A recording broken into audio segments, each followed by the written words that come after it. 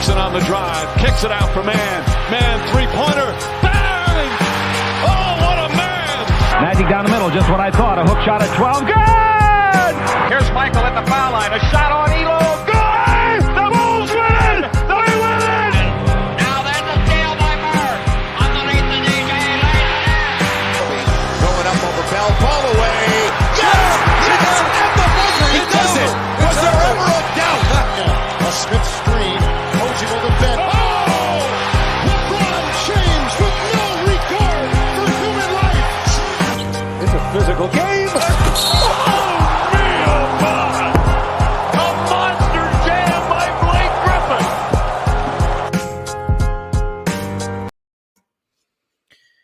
What's going on, guys? Welcome back to another live post-game recap for the 2022-23 season here on Dime Dropper. Before we get started, you already know the drill. Make sure to subscribe on YouTube at Dime Dropper. And, of course, follow us on all social media platforms, Twitter, Instagram, Facebook, TikTok, at Dime Dropper Pod. And check out the podcast on Apple Podcasts and Spotify. And for those of you who are listening on that, I'm going to do the Laker game first because I was going to start out by doing the Clippers-Kings game first because it technically came first, being on Saturday night, and the Laker game just finished.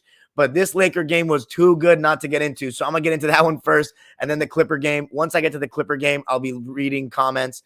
But for the Laker game, I got to stay locked in because there were so many great things to talk about. Not if you're a Laker fan, though, unfortunately. I can already see the people in the live chat are not pleased with what happened, but let's get right to it. The Lakers looking for their first win of the season today against the Portland Trailblazers. The Portland Trailblazers come into the game 2-0 and looking to stay undefeated. The Blazers beat the Kings at Sacramento and then beat the Phoenix Suns in Portland. And obviously the Lakers lost to the Warriors and the Clippers. So this was the first game that I had before the season, the Lakers winning. And they totally blew a golden opportunity to get their first win of the season with this choke job. And I am an experienced vet when it comes to choke jobs and analyzing them and breaking them down, as Clipper fans know all too well, sadly. But let's get right into it. Same starting lineup for the Lakers. Nothing changed for the Blazers. You have Damian Lillard, Anthony Simons, Jeremy Grant, Yusuf Nurkic, and Josh Hart. Talked about this lineup in the preseason for Locked On Clippers. And one thing I noticed about that is it's kind of undersized, but technically, based on comparing it to the Laker lineup, it's around the same. You got two smaller guards in the backcourt. In the Lakers case, it's Russ and Bev. In the Blazers case, it's Simons and Damian Lillard. And then you have a two-guard playing the three with Josh Hart and Lonnie Walker. And obviously, you know Josh Hart's defense capabilities, but Lonnie Walker is somebody who I wasn't experienced with when it comes to his defense. And he's a better defender than I thought. He hustles. He's clearly motivated. And one thing I got to say about the Lakers and the way they started this game, the defensive intensity and motivation right now on that end is very high. Darvin Ham clearly made this an emphasis, and they're actually showing it out there. So shout out to him, and the Laker defense has been really solid. There were a lot of strips early in the game. You saw Patrick Beverley guarding Damian Lillard, LeBron James guarding Jeremy Grant, just everybody guarding their matchup. On the pick and rolls, you know AD is going to go into drop coverage because he's so good at playing both guys, and Yusuf Nurkic isn't a lob threat in the slightest. But Simons and Damian Lillard, you really got to step out on them coming off those screens. But the Lakers are getting steals, and they led 12-4 early. AD had 4 points. Russ had an and one going to his left. Still had a couple of chippies, Russ, and even AD a little bit in that first quarter, but Russ mainly throughout the game missed chippies going to the basket. And, I mean, that's something we've seen a lot in his time with the Lakers. Damian Lillard started out 0 for 4, which was part of the reason the Lakers took that 12-4 lead, but he started getting going after that. He made a three. Actually, no, he started out by blowing by Pat Bev and getting to the rim for a layup. Then he started hitting his jump shot. And one thing I really noticed about the Blazers today, which was really interesting, was that Chauncey Billups was out there calling plays and calling sets like it's a college game. Like in the NBA, you normally see coaches kind of let the players call stuff. Occasionally on a dead ball, they'll call a set that they want to run. But for the most part, it's free flowing. Chauncey was like, the players were turning around looking at him like it was college. I found that pretty intriguing. And one thing I noticed about the Blazers offense, you know, Damian Lillard has been improving his off-ball skills, I think, the last couple of years. But today I really noticed great off-the-ball movement from Dame. Some Iverson cuts going from right to left, taking the screen, coming off screens constantly. and just some decent spontaneous movement at times as well. But using screens well off the ball, like a Steph Curry, don't take that literally, but like in a Steph Curry fashion, I should say, not as much running, not nearly as much movement without the ball, but he was doing it more than his normal self. So I thought, at least the normal self that I've seen in years past. If you're a Blazers fan and he was doing that in 2021 and I just didn't see it as much, then you can let me know in the comments. But 14 points in the first quarter for Dame. And the Lakers started going ice cold, especially when they went to their bench. And LeBron, I've noticed in a lot of these games, all three of them really, he's been fairly passive in the first half. And he started this strategy last season when they got Westbrook. In the first half, he'd be a little passive in terms of on-ball creation. But what he's actually been passive on at times in the first quarters in this season has been just shots, period.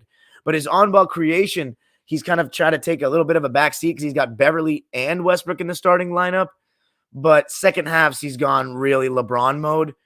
And that was no different today. So he only shot 3 shots in the first quarter. And I think he had only made 1 of them. And then with Damian Lillard scoring his 14 points, that gave the Blazers that lead. But the Lakers, the reason why they couldn't sustain it and they blew an 8-point lead, and I know 8 is nothing in the NBA today, but they did not have, or their bench is just not good. They have no shooting. And again, comical 3-point shooting numbers for the Lakers in this game. They were 6 for 33. That's 18%. I mean, it does not get much worse for these first 3 games for a team shooting the 3-ball than that. It was, Juan Toscano-Anderson, Kendrick Nunn. Kendrick Nunn comes into the game, shoots a couple of contested threes, and it's like, dude, like, what are you doing? Like, that's how you're going to try to get in rhythm? And the Lakers also had 7 turnovers in the first quarter, so they didn't take care of the ball very well. And even though the Blazers aren't the deepest team in the world, Shadon Sharpe was pretty impressive. He had a lot of bounce. And, I mean, they staggered Damian Lillard and Anthony Simons, so always one of them is in the game. And one thing I really liked also that the Blazers did was Chauncey went to a 2-3 in the first quarter, and he found success because it's like, you might as well do that. Dare the Lakers to beat you from the outside. And they were struggling immensely with that. So credit to Chauncey. I honestly think they should have gone to 2-3 zone even more, if I'm being real. So I think that's something that other coaches should take notice of. Second quarter, Lakers still could not make a 3 to save their lives. Austin Reeves made the only one. It was on the right wing, and it was a 4-point play, but nobody else. I mean, Lonnie Walker couldn't hit. LeBron had a couple of nice drives in the quarter, but LeBron, he's really struggling to get by guys as much. I mean, the one time he got by somebody today was Yusuf Nurkic, but in the half court, a lot of times he's going to shoot that step back 3 or run a pick and roll. But if he's in isolation, it's step back 3 or try to get to the rim and put his shoulder into you. But he's not blowing by guys as much to the point where a secondary defender really has to come and leave his man wide open on an island. It's easier to play in between because LeBron's not getting that full step by his initial man the same way he used to. And that's fine. I mean, he's going on 38 years old, but it's just something that needs to be acknowledged. The Lakers don't get as clear cut of 3-point looks, even though he still creates decent shots for them enough to the point where they can be much better than this. They just don't have shooters to knock them down. And I need to talk about Anthony Davis again. I mean, he was just everywhere on defense, man, everywhere in the entire game is really at times, but in the second quarter, just everywhere on defense. His ability to play 2 guys at once, his rim protection was just elite. And honestly, Beverly had some nice assists as well in the pick and roll on the drive in the second quarter. And Bev has gone better each game, in my opinion, for the Lakers. I thought he played better today than any of the first 2 games. And the Lakers cut it down to 7 at the half. But I started noticing in the second quarter, and it continued throughout the game, Russell Westbrook was starting to just be a guy that sits in the corner, just sitting there, not doing much. And it's like, where's his value in that? Because, yeah, he should cut more. And, yeah, he hasn't been too great with the ball in his hands. But I'd say so far this season, he hasn't been awful with the ball in his hands. He hasn't turned the ball over excessively yet, which he did a lot last season. He had 0 turnovers today. He's just getting a lot fewer. He got a lot fewer touches tonight. And I just don't think that off the ball he has much value personally. But that was just the second quarter. The Lakers were 1 of 17 from deep in the first half. And by the way, I mean, Damian Lillard, I've already said it, and I'm going to continue to say it as this episode continues, but that guy is back and just as good as he once was, really. He looks fantastic. Looks all good. Looks like it was just the injury, that really messed him up last season. Third quarter, you see LeBron go more on the ball, right? More on the ball. You saw one Russ drive to the basket, and he made a nice left-handed layup over Jeremy Grant. But other than that, very quiet. His defense wasn't sticking out like a sore thumb in a bad way, which was good, which was a lot last season. He was just poor defense. LeBron, average defense in the first half. Nasir Little scored on him a couple of times. But LeBron had some nice takes to the rim early in the third quarter. But it was, again, Anthony Davis doing everything, kickstarting the break with his defense and just being a presence. I like when he catches the ball on the move, if I'm a Laker fan. And he got better touches around the basket. He was found on pick and rolls a lot. He had some nice lobs, put back dunks. He was just everywhere. And I think this is the best start to a season AD has had since the 2019-20 season. He's been really active and much better than the last 2 years to start the season. But it doesn't really matter because the Lakers are 0-3. The Patrick Beverley finally from 3 came up the court and transitioned in that third quarter and tied the game, which led to the Blazers calling a timeout. And then you saw another 3 shortly after that. Lonnie Walker on a nice kick from LeBron, who was posting up Damian Lillard, hit a left corner 3. And I continue with AD, which is catching lobs, putbacks. But the one thing I have to say about Anthony Davis, and it also applies to Russell Westbrook, why do they feel the need to keep shooting threes? Like, they don't even need to shoot one, in my opinion. People are like, to keep the defense honest. Your percentage is so bad. You don't need to spread the floor out to the 3 to spread the floor. Yeah, it's more spacing. But if in AD's case, it's tough when a point guard can't space the floor. But in AD's case, poaching out to 18 feet or the short corner or something like that is not that bad. That's still spacing the floor a little bit. Yeah, it gives the defense a little bit more time, but I'd rather him take 18 footers with a slightly closer contest on a catch and shoot, even though nobody spots it from the mid-range area anymore. But if it's a much better chance of it going in, he shouldn't be taking threes. He's just not a good three-point shooter. And the same, even more so, goes for Russ. I know AD can make them on occasion, but I'm just ditching it entirely. Not everyone needs to shoot threes. That's what Charles Barkley says all the time, and I totally agree with him. Not everyone needs to shoot threes, but I digress. Anyway, LeBron, speaking of threes, one of the only guys on the Lakers team that can make them consistently, hit 2 threes at the end of the third quarter, and the Lakers finally, after 2 straight games of being outscored in the third quarter that probably, dug them in for the loss, I think they probably made it an emphasis. They're gonna play hard in this third quarter and make sure they win the third quarter, and they did win the third quarter, 35-23, and so they had a 5-point lead going into the fourth. And oh boy, 83-78 was the score going into the fourth, and what a roller coaster we'd experienced in the fourth. LeBron started out playing great. He really grew into this game in the second half. He was making good reads in the pick and roll, especially when he was putting Yusuf Nurkic in the pick and roll, and with AD. When AD came in and was playing pick and roll with LeBron, if Nurkic was blitzing, or it doesn't really matter, hedging or blitzing, it can look the same in today's game with the spacing. AD was making good reads in the short roll. He was scoring on rolls. LeBron was finding guys on the wing. And Troy Brown, there was even one really nice play. Troy Brown was his first game as a Laker today and showed some decent stuff on both ends of the floor. But when LeBron got blitzed, he had this nice pass to Anthony Davis and a 4-on-3 hit Troy Brown in the dunker spot. See, that's the thing. People always talk about, you need to have 5 out, everybody on the perimeter. Not necessarily. On those pick and rolls, it's good to have somebody in the dunker spot for a lob or a layup. That's actually better spacing than having 3 guys on the perimeter, because then some guys can split the difference a little bit easier. Anyways, LeBron had a beautiful and one with the left hand to put the Lakers up 97-90. And then that's where the controversy begins. Coming off the timeout, I thought the Lakers had it in the bag here. I really did. Coming off the timeout, Coach Darvin Ham takes Troy Brown out of the game and Russell Westbrook in. And now that the post-game press conference is over, he's justifying this move by saying that he did it because it gives them more stability on defense. But that is total BS, because Troy Brown's bigger than Westbrook, and he was playing decent defense. And he was look like a better fit on the offensive end in this particular lineup. But you feel that pressure of keep putting that big name on the court, not having a decision to keep Russ on the bench after the game, coach, and having to answer those questions. He thought that they had the lead, they could hold on to it, and he was wrong.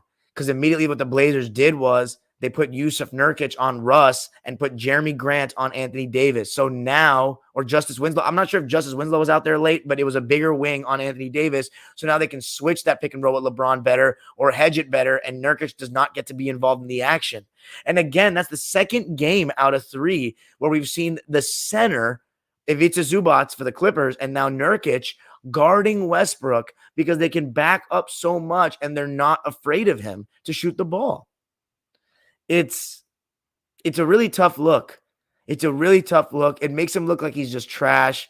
And until he goes to another team, we won't know if he's just really not a very great NBA player anymore, not even an all-star caliber player, or this fit is just so horrendous for him. Because I'm going to be honest, he does not look happy. He does not happy when he's in the press conference. He sounds like he's trying to be professional and not whine and make a big deal out of it, but he does not look like he's having fun out there, sitting in the corner constantly. And then, he's trying to prove himself, but at this point, you can't excuse his play at all. He comes in the game, he's not respected on the three-point line. He gets the ball at the three-point line, and this is right after he came in the game, shoots a 3, and of course he's going to miss. I mean, there was one time, too, where Anthony Davis missed a 3 off the side of the backboard in the left corner, and Yusuf Nurkic, the second he got into a shooting pocket, Anthony Davis, Yusuf Nurkic turned around and got ready for the rebound. It was like just these disrespectful shots at Russell Westbrook and Anthony Davis. And it's not disrespectful. I mean, it's disrespectful as a competitor in the NBA. If someone did that to me, it's like, fuck you. I got a shot. But they don't have 3 balls, man. And they got to chill out with that. If you're a Laker fan, I mean, if you're not and you don't care, yeah, they should keep shooting them.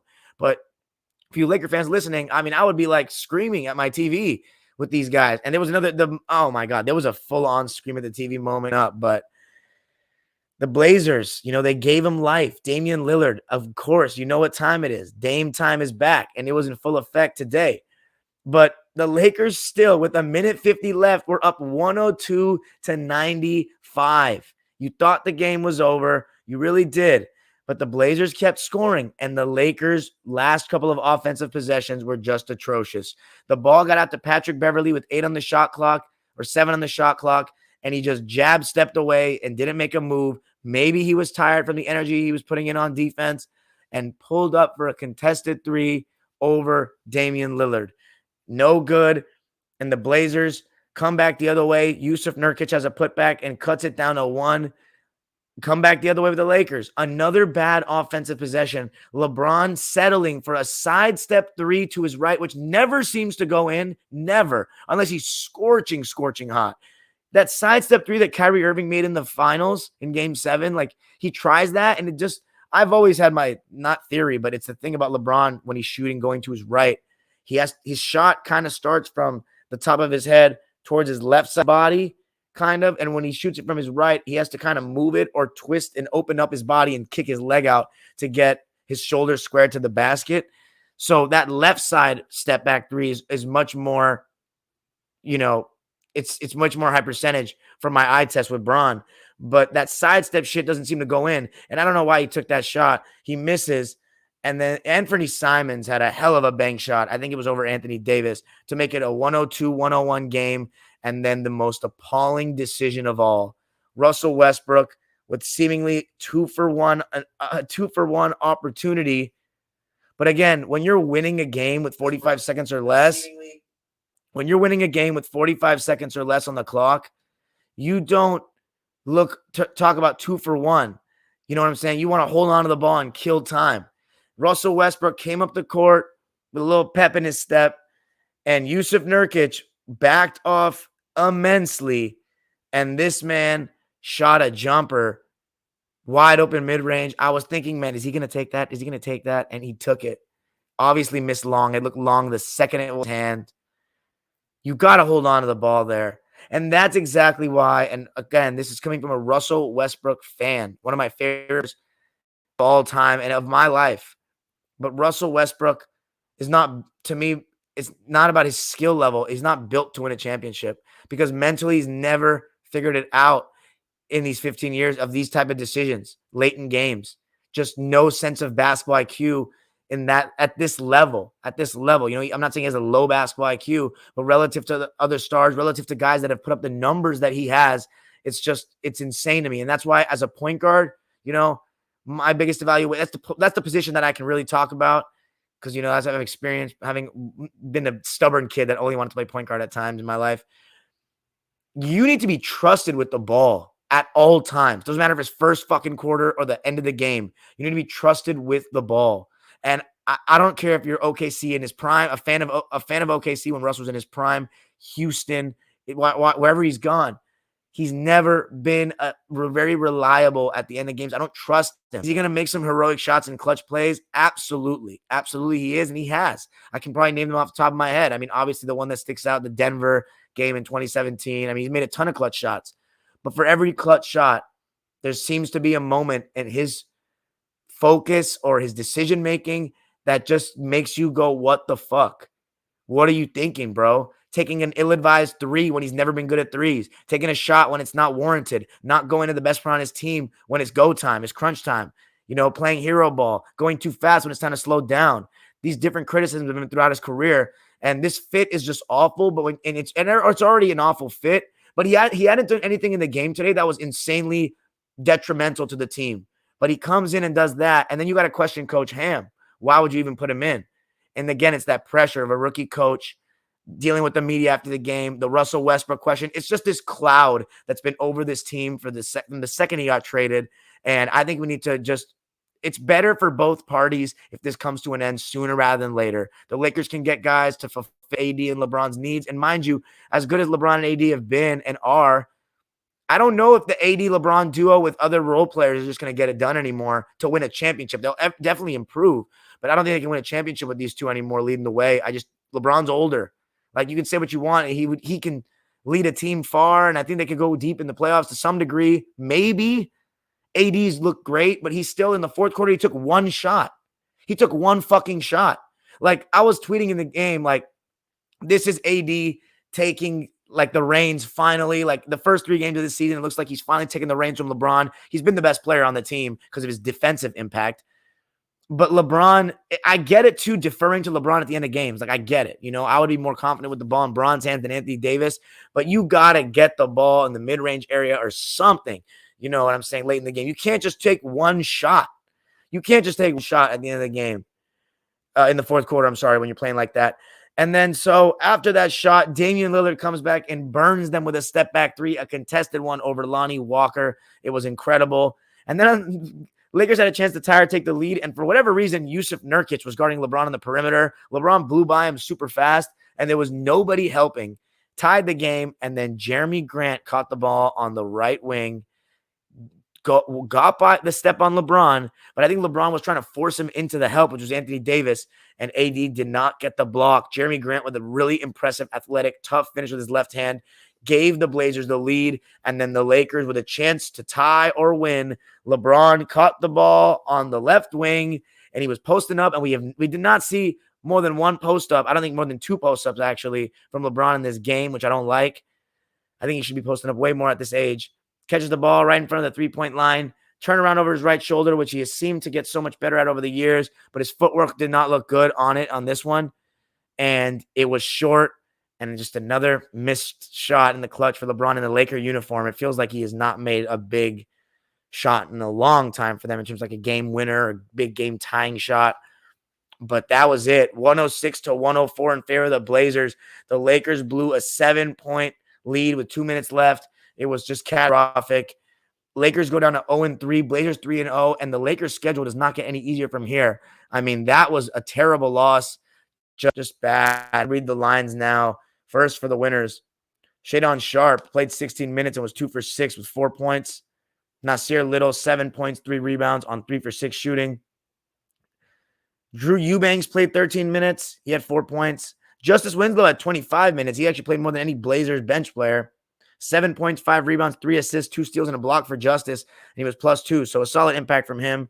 But it was heavy minutes for the starters. All of them 30+. Yusuf Nurkic, 2 for 5, 6 points, 13 rebounds, 4 assists. He was okay, in my opinion. Anthony Simons had a tough shooting night. He still made some big shots. I don't think they would have won the game without him, but 5 for 17 from the field, 0 for 6 from deep, 12 points. Did not have a very good shooting game at all. Josh Hart had played 36 minutes, had 9 points, 16 rebounds, though. 5 assists. That was a quiet 16 rebounds. And obviously, I've talked about rebounding in the modern NBA so much and all that. But, man, that's a lot of rebounds for a guard. 5 assists to go along with it. And then Jeremy Grant, 16 points, 2 rebounds, 1 assist, 5 for 11 from the field, 2 for 3 from deep. And then Dame was just the man. 41 points, 5 rebounds, 15 for 25 from the field. Man, that's 60%. 6 for 13 from deep. And weirdly, missed 2 free throws out of 7 attempts. So 5 of 7 from the line. The Blazers shot 37% from 3, 10 for 27, 44% from the field. Lakers shot 45% from the field. But again, 6 for 33 from deep. Just not good enough at all. Need some consistent shooters desperately.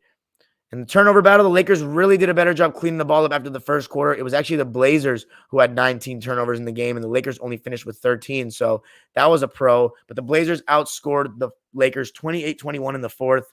It was tough. The Lakers went 10 deep. Damian Jones got 6 minutes. He was really average. He had 4 points on 2 for 4 shooting. Kendrick Nunn, 10 minutes. Again, short leash. All 3-point attempts. Only one of them was a decent look. He had a donut. So Kendrick Nunn, after that first game against the Warriors, has really just not impressed in his time.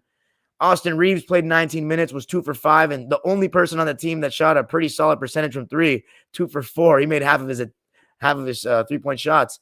7 points for him. Toscano Anderson, 4 points in 20 minutes, 2 for 3. He was pretty quiet today. And then Troy Brown played 22 minutes, the most of any Laker reserve.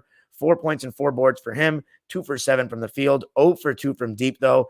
And the starters, Patrick Beverley, only shot times. They were all threes, made one of them, played 30 minutes. I thought he was better today. Had some really good passes in the fourth quarter. Really solid. In the pick and roll, when guys ran him off the 3-point line, some nice dimes. He had 5 assists, 7 points, and 4 rebounds. And he's getting a little better. Need him to hit his threes, though, for sure.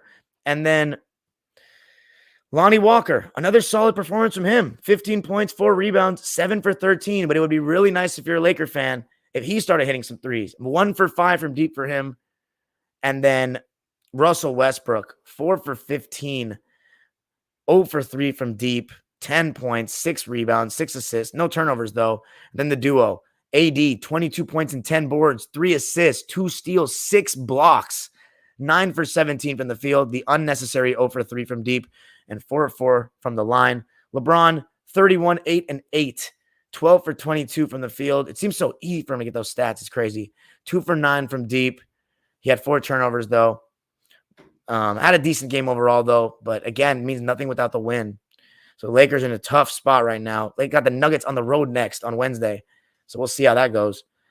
Let's talk about the Clippers going into Sacramento last night. No Kawhi, no John Wall resting for the game tonight. You knew they're going to load manage back-to-backs. The Sacramento Kings, first chance the Clippers got to look at them with Sabonis. It was the starting lineup was De'Aaron Fox, Kevin Huerter, who they got from Atlanta, Okpala, KJ Okpala, I believe is his name. KZ Okpala, I'm sorry. And then Harrison Barnes and Sabonis. So pretty small with Harrison Barnes or Okpala at the 4, and then Sabonis at the 5. And, I mean, I thought the start of the game was pretty even. The Kings led 6-0 after Huerter made a tough 3 and De'Aaron made a 3. But Marcus Morris, again, in that first quarter, got the tone set. Tough shots, man. Contested mid-range. Turnaround over Huerter with some beautiful footwork. Shimmy shake left, turn back right. It was beautiful. And then a nice floater. High arcing. He was just awesome. And a way to start us off. And Reggie Jackson also hit 2 open threes, and Paul George started out better as well, and he would have a game. But he started out better. His first shot was a 3, and it wasn't close. But then his next one was about an 8-footer step back. He knocked it down, and that kind of got him going for the rest of the game. He was much more aggressive getting to the basket. But still too many turnovers in the first quarter for me if I'm a Clipper fan. I mean, I am. So still too many first turnovers in the first quarter for us. I mean, Norman Powell's trying to make some tough shovel passes down low. And Norman, I mean, he's really struggled to start this season. He's trying to force it a little too much. And I've noticed, I mentioned in the last episode, he's kind of a foul baiter. He needs to chill and kind of let the game come to him more. And I think that he's going to have to, glad he's not kind of as much as he wants, thinks he is. on this team. But a couple turnovers in the beginning. The Kings, you could tell very quickly they were trying to push pace, and they were. De'Aaron Fox was a problem all night in the pick and roll. And it wasn't even terrible defense. He's just the way he could weave into that pick and roll, and his floater is so good, and he's so fast. And even when you switch, he's so explosive. He can get by for just easily. But Zoo, again, there was kind of the similar thing as you saw with the Anthony Davis situation, where Zubac's kind of matched up with Sabonis' minutes, and you thought that he would be taken out of the game, 5-minute, 6-minute mark, but he stayed in until the 3-minute mark. So that was good to see. Zubac's again, it was just really solid, just rebounding, defending pretty decently, finishing around the rim really well. And Sabonis, he didn't play like a star to me. He missed some really easy chippies early in the game, and I feel like he kind of got discouraged and was not aggressive. They weren't looking to feed him the ball at all or anything like that as the game went on. But Richaun Holmes came in the game for Domantas Sabonis at the 6-minute mark, and the Clippers didn't. I thought at that point they would take Zoo out and try to experiment with small ball, but they didn't. It looks like Ty Lue has extended Zoo's minutes a little bit in this early going of the season until the 3-minute mark, and was very solid in drop coverage in the first quarter. And overall, Clippers led the first quarter 29-26. And the bench, that's the good thing about the load management at times is when people load manage, you're going to see Amir Coffey. He only played 5 minutes, though, but Luke Kennard, Terrence Mann, Robert Covington, and Nicholas Batum, they're all going to play and get solid minutes. And they all did. So that was good to see. Second quarter, you saw Terrence, you saw Luke, you saw Rocco, you saw Nico, and you saw Amir. The thing is, Luke Kennard finally missed a three. I was hoping he would go 100% from three this season. Obviously, I'm joking. But he finally missed a three. He was 1 for 3, actually, from deep in the first half. I don't remember. Yeah, he was 1 for 4 in the game. So a rare, poor 3-point shooting night for Nuketown. But he still did some good things. And one thing you really noticed about Luke is his defense has gotten better each year. He's not getting taken advantage of one-on-one like that anymore. He's just gotten much better at it. I don't think Amir Coffey was bad in his 5 minutes. He did have a bucket, but he only played 5 minutes, so it's not much to go off of. But Nico, much better game from him in this one. Good cuts off the ball, made his first shot of the game, which was a 3 on a little pick and pop with Paul George. He was really solid. He played 28 minutes, which was the most of any reserve. Kennard, he had 7 points, 5 boards, 3 assists, 2 steals, and a block, and was 3 for 3. He was just really good. I didn't know those stats. That sounds really good. He had a really solid game. He did his Nico thing, and he made a big play late in the game as well that I'm going to talk about in just a second. But one guy that really impressed me from the Sacramento side, the rookie Keegan Murray. It was our first look at him, and he was amazing, hitting shots in all kinds of ways, 3-ball, coming off screens for mid-ranges, one-on-one situations, and was active on defense. And speaking of active on defense, Davion Mitchell. You know what you're going to get from him on that end of the floor. He's physical, kind of has a Drew Holiday-like build in terms of his defensive stature, and was really causing some issues. But the guy that was really causing some issues, though, was Paul George, with 2 tough threes before the half. Ivica Zubac doing his thing, but De'Aaron was a problem getting into the lane, and the Kings were up by 3 at halftime, just showing that they're a much improved team. But the one thing I noticed and knew is that it was going to be a close game, and it was never going to be easy. I don't know why people were telling me, Clippers should have beaten them by more. It was a shaky game. No, the Sacramento Kings are not going to be a bad team. They're going to be right in that play-in discussion, and they're not going to be an easy out, especially in Sacramento. So, Richaun Holmes, Davion Mitchell, Terrence Davis thankfully didn't kill the Clippers in this game. Malik Monk, it was good to see him, but it was also good to see him if you were a Clipper fan because he was off, and he's going to have those games. Some games where he's going to drop 20+, some going to have a donut like he did in this one in 13 minutes of play. 0 for 4, all shots that he normally makes, or can make, I should say. The third quarter was another good one for the Clippers. Second straight game, both games of the season, they've been better in the third quarter than the opposing team by a pretty significant amount. In this one, 34-25, and the reason why was Ivica Zubac and Paul George. Zoo finishing really well on the roll, doing his job around the basket, but Paul George was just a walking bucket. And the simplest adjustment he made was catching the ball in the mid post, not constantly trying to run pick and rolls at the top, not constantly trying to dance at the top when he got in isolation.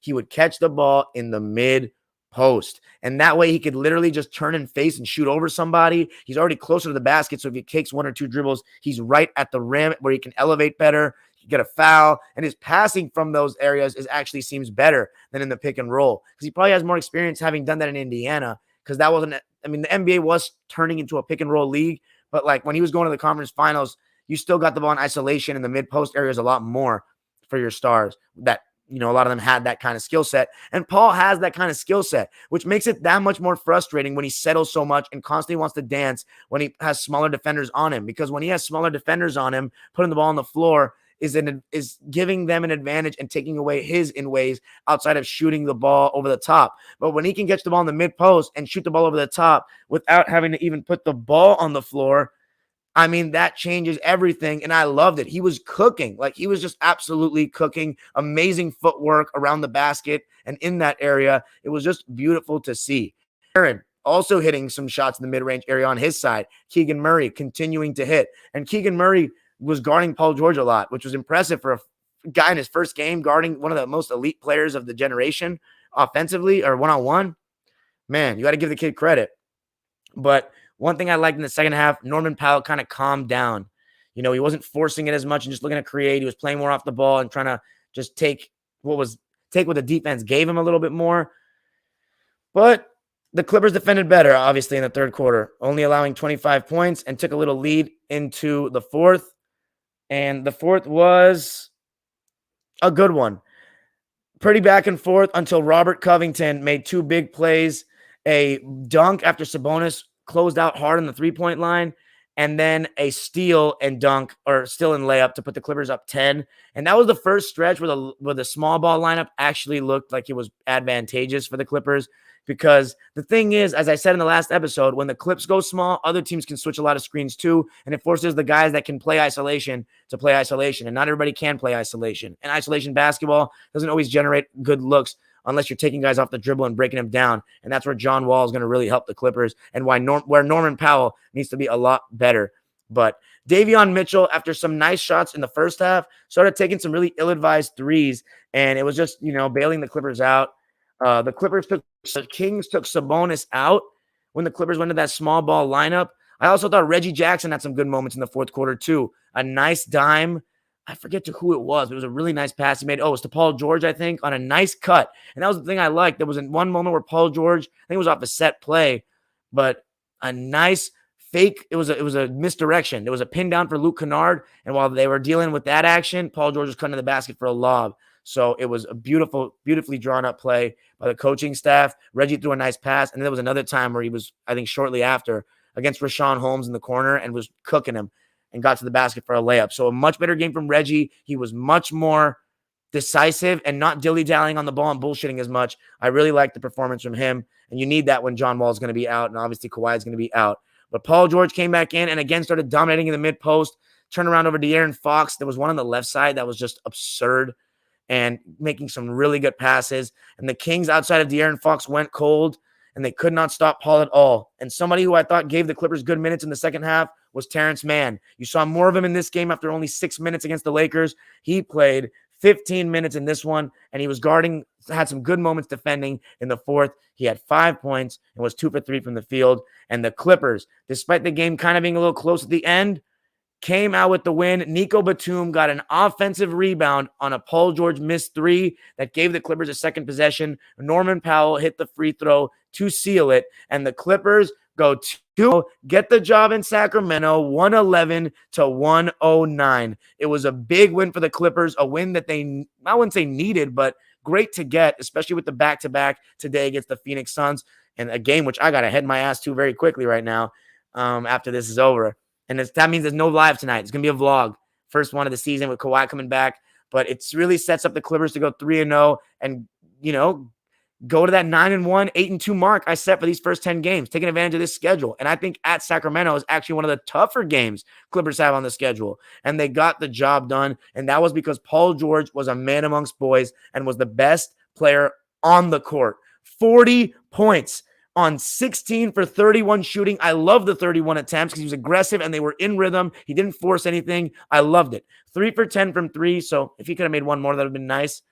5 for 5 from the line, 6 boards, 6 assists. He did turn the ball over 4 times, but 40 points will do the job in 39 minutes of play. He was amazing. And, you know, I know what people are saying.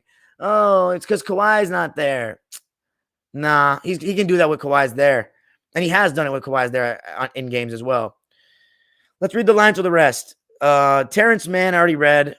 Robert Covington played 22 minutes. He was 2 for 3, 8 points, 7 rebounds, 2 assists, 2 steals. Thought he was really solid. Nico, even better, with 7 points, 5 boards, 3 assists, 2 steals, and a block on 3 for 3 shooting. Luke Kennard, 11 points. He had some nice moments where they ran him off the line, and he hit a nice mid-range. I mean, Luke Kennard, he doesn't just have the three-point shot. He has some stuff inside the arc as well. 4 for 11 from the field for him, even though he was 1 for from deep.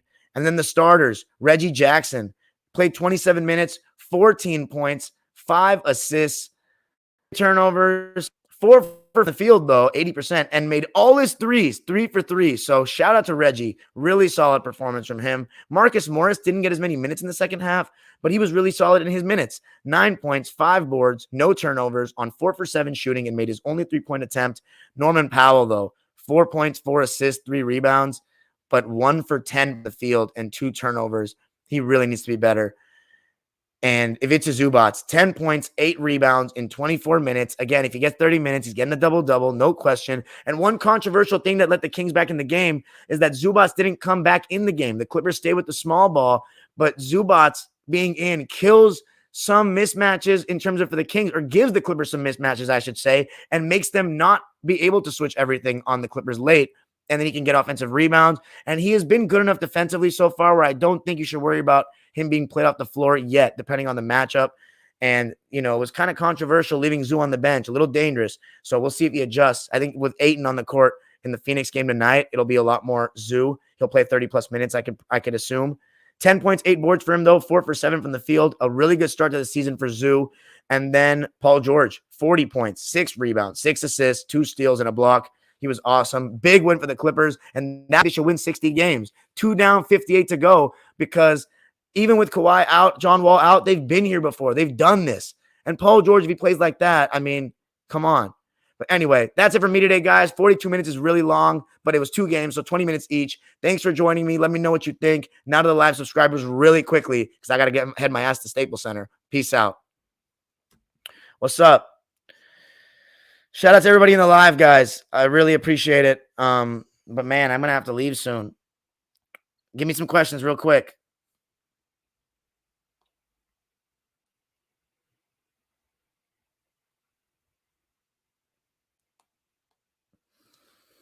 Let's check it out.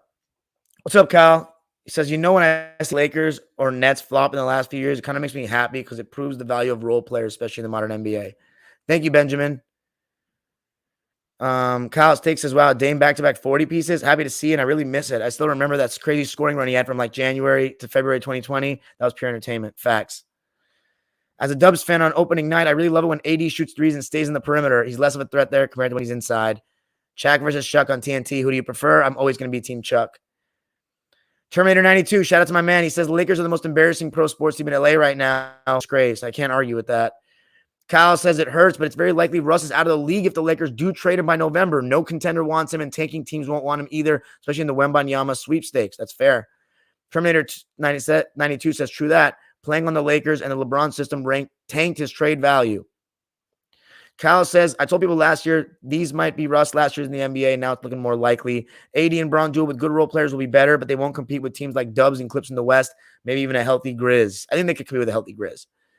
Jordan Francis, what's up? Jordan says, hey, Dime, sorry I late. I was sleepy because I'm tired from earlier. No problem. KP, what's up, baby? He says maybe that LeBron versus Father Time commercial being released was bad timing. Kyle says that only clutch game tying or game-winning 3, yeah, against the Spurs and the game-winning floater on the Clips in the bubble. That's a good memory off the top of your head to say that. Remember when the Lakers were in depth last year and people kept saying, wait till Kendrick Nunn comes back? PG answered your call, Dime. Yes, he did. I'm really impressed with Zubac ever since he came over to y'all. It's like every 1 of 4 games, he's the best player on the team on a production standpoint. Facts. What's up, Brent? How you doing? My man Spencer, what's up, Dime? Miss you, brother. Keep up the grind and phenomenal work. Yo, Spencer, you going to the game tonight? I hope to see you tonight, man. I know you're going to be there, bro. Brent says, Kyle's takes. I got to see him do it in the don't trust Zubats. I don't know why you don't trust Zubats. Yeah, Kyle's right. He hasn't looked terrible in the postseasons I've seen him. He's still decent, but yeah, I see your point. In 2021, Luka was hunting Zoo like food. Yeah, absolutely. That's Luka against a center. Like, he should have never been put in those positions. What's up, Cameron? Dame time, baby, he says. Love the start him and the Blazers have had. I'm over the Blazers, personally. Yeah, it's hard for centers to play that well. Sad to see a first ballot Hall of Famer like Westbrook go out like this. Yeah, man. All right, guys. I'll catch you guys. Thanks so much for joining me, though. I'll see you guys Monday night. Clippers? No Monday, because Lakers' next game is not till Wednesday. So no Monday, no Tuesday, right? No, I think the Clippers are probably playing on Tuesday. So I'll probably see you Tuesday night. Peace.